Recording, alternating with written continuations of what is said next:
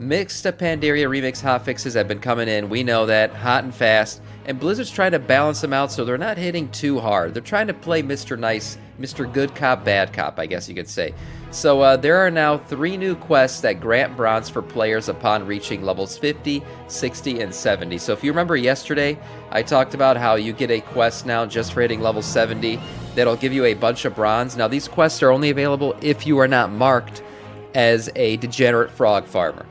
If you did the frog farming to an extensive amount, these quests will not be available for you. These are basically bronze catch-up quests for people who missed out on a lot of the farming activity. But not only is there one at level 70 now, there will also be ones at 50 and 60.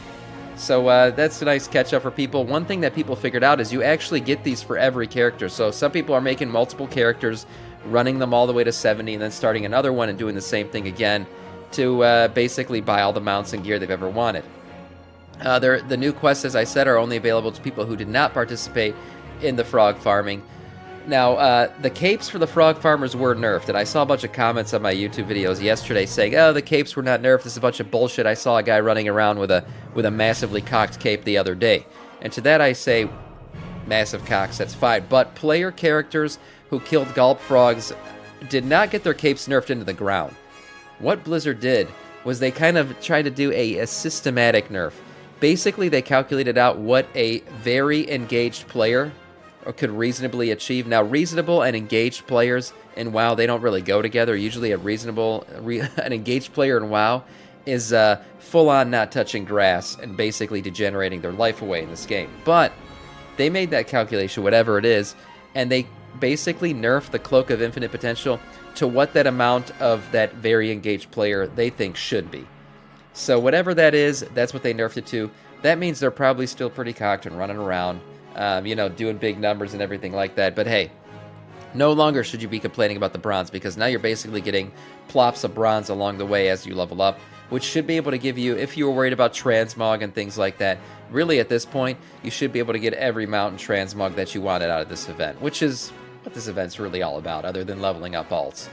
As I said yesterday, Blizzard did nerf reputation gains, but they recently buffed some of these. So if you were doing Throne of Thunder to get some reputation, previously bosses were giving you 300 rep per kill. Now they're giving you 1,000 rep per kill. Now this is still less than what you would have been able to do because of the nerf that we talked about Blizzard doing yesterday, and that was this one, where basically you can only get this once a week. We know that in Mists of Pandaria, raiding can be done every day. And previous to this nerf, you would have been able to kill these bosses every day and get 300 rep every single day, which would have amounted to more than 1,000 per week. But they did nerf this. The good thing is they came back and at least buffed the amount of rep that you're going to get per kill. So you got 13 bosses in here, basically giving you 1,000 rep per boss for the Shadowpan Assault. They're trying, I guess. They're trying not to make, the pitchforks completely come out, because they have recently come out. Now, Mists of Pandaria is all about leveling alts, boys and girls. We know that. As much as you love chasing bronze, chasing tail, and chasing capes, you should be leveling up alts. That's what this thing is really about. Alts, transmog, and mounts. Well, it's time to take a look at maybe what alts you should be leveling, because we got week 5 DPS charts in. If you just want to go big dick and level up the best DPS in the game currently, now this might change in the War Within, but currently, let's see what that best DPS is. Here we go. Overall damage. Looking at it. Oh, that's devastating. That's devastating. It's a Devastation Evoker. Oh, no. Oh, no. Scaly boys are at the top. Okay, here we go. Devastation Evoker, followed by Ass Rogue, Unholy DK, Arms Warrior, Shadow Priest, Retribution Paladin, Frost Mage, Frost Death Knight, and then Arcane Mage, Havoc Demon Hunter rounding out the top 10 here. Windwalker Monk sitting nice and cozy in the middle. If you're playing Rogue, it's really ass or nothing, because Outlaw and Sub-Titty Rogue, I mean, my God, the fall from grace of Sub-Titty.